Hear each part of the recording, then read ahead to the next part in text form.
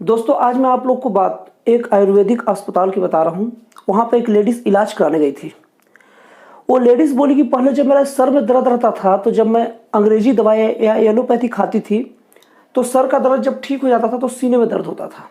सीने का खाती थी तो फिर पेट का, फिर सर का चालू हो जाता था। मतलब कि जो दवा होता था ना, वो दर्द का इलाज नहीं करता था, दर्द को ट्रांसफ़र बस कर देता था। लेकिन जब मैं अपने सर के लिए आयुर्वेदिक दवा खाई तो मेरा सर का तो ठीक हो ही गया, लेकिन घुटने में थोड़ा दर्द रहता था। घुटने का भी दर्द साथ में ठीक हो गया। जी हाँ दोस्तों, इंग्लिश दवा या एलोपैथिक दवा और आयुर्वेदिक दवा में सबसे बड़ा अंतर ये रहता है कि एलोपैथिक दवा केवल उस जगह का रिपेयरिंग करता है, लेकिन जैसे अगर हम कुछ रिपेयरिंग करते हैं तो उसके कचरे निकलते हैं और वो कचरे वहीं का वहीं रह जाते हैं, जो हमारे शरीर में पड़े रहते हैं, जो बाद में नुकसान पहुँचाते हैं। लेकिन जो आयुर्वेदिक दवा होती है वो भारतीय पद्धति से बनी होती है। यहाँ के मौसम, यहाँ के परिवेश के अनुसार और कई सालों इनका पुराना इतिहास है, इनका अनुभव बहुत लंबा है। अगर चिकित्सा विधियाँ या आयुर्वेदिक दवाओं का इतिहास देखा जाए तो लगभग 4000 साल पुराना है, जबकि एलोपैथिक दवा का इतिहास 400 साल के आसपास है। और जब हमारे शरीर में कोई समस्या है, कोई एक भाग प्रभावित हो रहा है, तो आयुर्वेदिक दवा उस समस्या के कारण का इलाज करता है, जिसके कारण और भी भाग अगर थोड़ा बहुत प्रभावित हो रहे हैं तो सब के सब ठीक हो जाते हैं। लेकिन दोस्तों मैं आपको एक बार बता दूं कि आगे और बोलने से पहले आपको बता दूं कि आज का वीडियो बहुत काम का है, और आज का वीडियो उन लोगों को जरूर देखना चाहिए जो अपने स्वास्थ्य के प्रति बहुत ज़्यादा चिंतित रहते हैं, या जो हमेशा अपने बीमारी को लेकर अलग अलग दवाइयों के चक्कर में लगे रहते हैं। उनके लिए वीडियो है जो स्वस्थ रहना ही चाहते हैं। तो दोस्तों क्या होता है कि हमारा खान पान से ही क्यों हमारा सेहत नहीं बनता, हमारे नेचर, हमारे व्यवहार, हमारे कामों से भी हमारा स्वास्थ्य बनता है, बिगड़ता है। तो दोस्तों रही बात आयुर्वेदिक दवाओं की या आयुर्वेदिक खान पान की, तो हम आयुर्वेदिक खान पान का यूज अक्सर करते हैं चीज़ों में, जैसे कि हम खाने में अलग अलग प्रकार के मसाले का उपयोग करते हैं। धनिया, मिर्ची, अरहर, लहसुन, ये सब आयुर्वेद का एक पार्ट है जो हमारे शरीर के लिए फायदेमंद होता है। अचार वगैरह भी बनाते हैं तो इससे रिलेटेड बनाते हैं, जो कहीं ना कहीं हमारे शरीर में ये सब जड़ी बूटियाँ पहुँच जाती हैं। यहाँ तक कि जो आप चाट गुपचुप खाते हो ना, उसमें भी हर्रे, बहेड़ा और बहुत सारी आयुर्वेदिक चीज़ों को डाल ही देता है, जो हमारे लिए फायदेमंद रहता है। लेकिन दोस्तों केवल हम अपने खान पान से स्वस्थ नहीं रह सकते हैं। हमें स्वस्थ रहने के लिए हमें कुछ गतिविधियाँ करनी पड़ती है, और अगर एक गतिविधियाँ एक विधिवत तरीके से किया जाए और मन और शरीर को मिला के किया जाए तो इसी को योग कहते हैं। और दोस्तों योग का हमारे जीवन में बहुत तगड़ा महत्व होता है।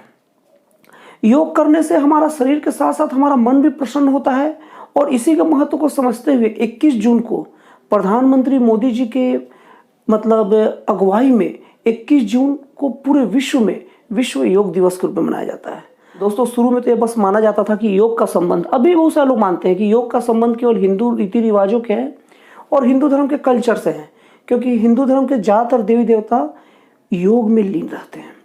लेकिन बाद में पूरे विश्व को जब पता चला कि योग की गतिविधियों से हमारा शरीर स्वस्थ रहता है और हमारा तन और मन दोनों का तालमेल बैठता है, दोनों का संगम होता है, दोनों का मिलन होता है, दोनों का योग होता है, इसलिए इसे योग कहा गया। और ये हमारे लिए बहुत ही ज़्यादा फायदेमंद होता है, तरह तरह की बीमारियों से बचाता है। इसलिए पूरे विश्व में 21 जून को योग दिवस के रूप में मनाया जाता है।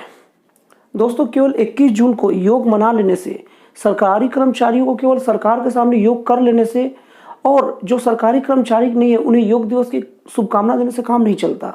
21 जून हमें बताने के लिए होता है कि हमारे जीवन में योग का कितना तगड़ा महत्व है, और उसके बाद हमें साल भर योग करना होता है। दोस्तों अगर योग के इतिहास की बात करें तो इसकी शुरुआत महर्षि पतंजलि जी द्वारा किया गया था, और इसके पहले से और इसके बाद से बहुत सारे विद्वानों ने इसमें अपना अमूल्य योगदान दिया।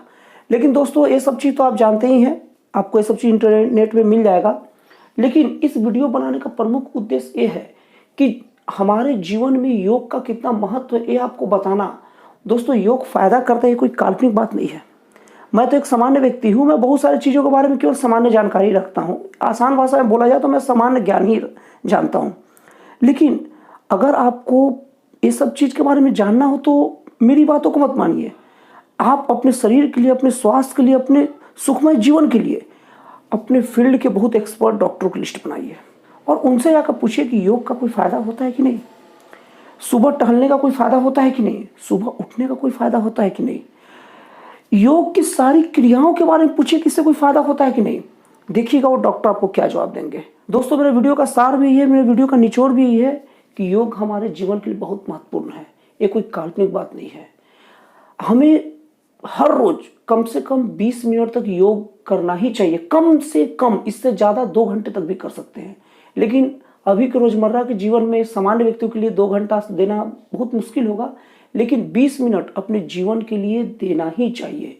इससे क्या होता है कि हमारी जो बढ़ती उम्र जो दिखती है ना, वो कम हो जाती है, चेहरे पर चमक आती है, और जब हमारे चेहरे पर चमक रहता है तो बाकी लोग हमें बहुत ज़्यादा एनर्जेटिक समझते हैं और वो हमसे ज़्यादा मिलते जुलते हैं और हमें अक्सर काम के लिए नियुक्त करते हैं। जिस तरह से हमारा हर तरफ से विकास होता है, और जब विकास होता है तो मन प्रसन्न रहेगा, और मन प्रसन्न रहेगा तो शरीर भी प्रसन्न रहेगा। तो दोस्तों फिर मिलता है अगले वीडियो में एक नए, एक जन कल्याणकारी और एक राष्ट्रवाद से प्रेरित नए विचारों के साथ।